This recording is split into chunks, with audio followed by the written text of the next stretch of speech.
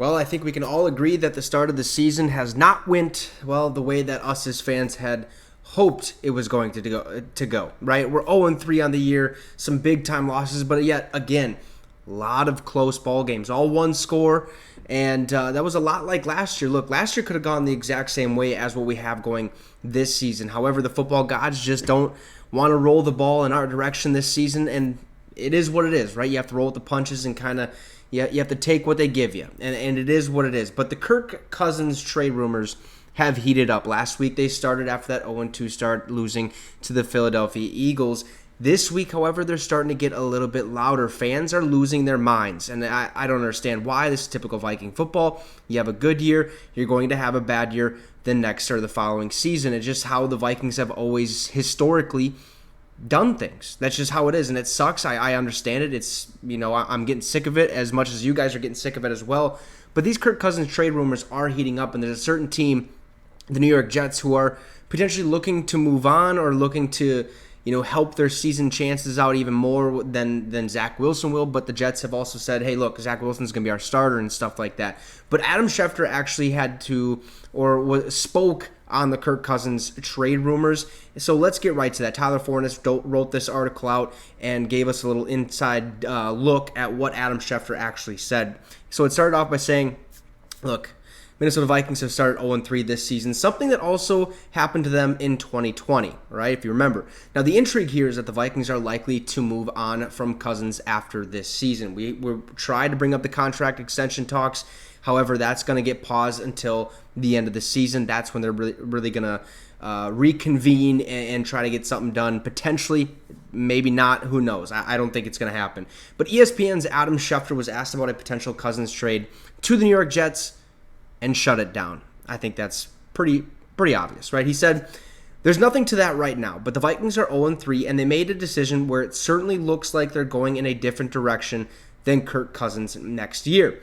Now, that's the one that honestly is a logical fit for both sides. If the Vikings want to do that, at that point they're putting on their season, who are they turning it over to? Nick Mullins? I hope not. What are you doing if you're the Vikings? It would send a bad message if you send Kirk Cousins away at this point in time. I completely agree. Getting rid of Cousins right now, who's having one of the best seasons of his career statistically wise, it wouldn't make sense. He's doing everything he can. He just does. He has no protection up front. That offensive line is horrible. Don't understand why we didn't see any of Dalton Risner. Instead, we let Ed Ingram play, who had, a handful of penalties, a handful of blown blocks, if you will, and stuff like that. It was just atrocious. So I think Kirk Cousins, if we get rid of him now, it sends a message to our team like, look, we're ready to lose. We're ready to tank. We're ready to give up. And that's just not how me as a fan would want that message kind of sent to me, if that makes any sense, right? Now, there are issues to making a trade if one were to get done. Cousins right now has a no trade clause, thanks to shout out to everyone in the comment section of my last trade video. I understand he has no trade clause. That would have to be waived, and it can be waived. Now, along with the Jets negotiating with the Green Bay Packers to open back up their first-round pick for next season. The last hurdle to making a trade involves Kwesi Adofo-Mensah, who has actively said he won't tank. Now, Schefter also commented on that, so to speak, with what it might take for Adofo-Mensah to make that type of move. Here's what Adam Schefter said. Once you trade him, you're punting on the season, which, by the way, if you're 0-5, if you're 1-6, or something to that effect, I don't have a problem doing that and getting in the quarterback derby. They need a guy anyway next year. Now, it's a great draft for quarterbacks, so you get extra draft pick compensation. So, right now, I would not trade Kirk Cousins. Okay, I think he's doing just fine. He's balling out. He's trying his best. But again, it all boils down to protection, that offensive line. Everyone's going to put blame on Kirk Cousins. It's not his fault. He needs more protection up front. He needs more time to make those better decisions to throw the ball down the field. That's just plain and simple. If you're a fan, if you watch the NFL, that is exactly what's going on right now. There's just no time for Cousins to make better decisions, even though he still is throwing for 350-plus yards a game, 3 tutties, or whatever the case may be a game. I mean, the dude's balling, okay? But if we do start 0-5, 1-6, it might be time to start looking in that direction, because even though he might be balling out, his trade capital is going to be through the roof. Teams are going to be wanting him. They're going to be chomping at the bit to get him, especially the teams that have a chance to make the playoffs, that are right on the verge, but they're only missing one piece, that being the quarterback. Why not trade for him? Give us some picks.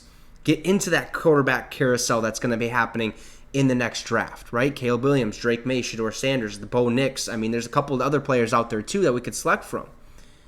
So it would make sense at that point. Right now, I don't think we need to trade Cousins. I don't think we should even talk about it. I don't even think we should look into it at all. Even Schefter shut it down. Look, yeah, they're 0-3. It's not. I mean, it is time to start panicking, but at the same time, it's really not time to start panicking. Yeah, I know the chances of making the playoffs after starting 0-3 are astronomical. It's basically impossible.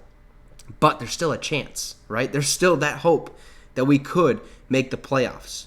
They are in jeopardy. We understand that. And people are like, oh, our season's over since that first loss. Well, no, it's not. If you're a true Vikings fan, if you're a true fan of football, you know that anything is possible. Now, trading Cousins right now is certainly possible. I don't think it should happen. Now, if we start 0-5, 1-6, open it up. Get in that quarterback carousel. Let's try to get one of those big-name prospects, but it still doesn't help the fact that we have a terrible offensive line. We need protection up front. That is first and foremost. Need help up front, then let's worry about the quarterback. Because if Cousins has time to throw the ball, I think the Vikings are at least 2-1 this season. Potentially 3-0 this season. Plain and simple. The turnovers need to get fixed, and Kevin O'Connell already threatened to bench some players for their turnover issues and stuff like that. But look, right now the Cousins trade rumors need to die down a little bit. Let's revisit it once it gets to 0-5. I hope not, because we should beat the Carolina Panthers this weekend. Or if we go 1-6, then I think these talks will start to heat up a little bit more at that point in time. So let me know in the comments, do we trade Kirk Cousins right now, wait, or we keep him for the rest of the season? Drop a like and subscribe to the channel. It'd be much, much appreciated. Have a great rest of your day, folks, and Skol Vikes.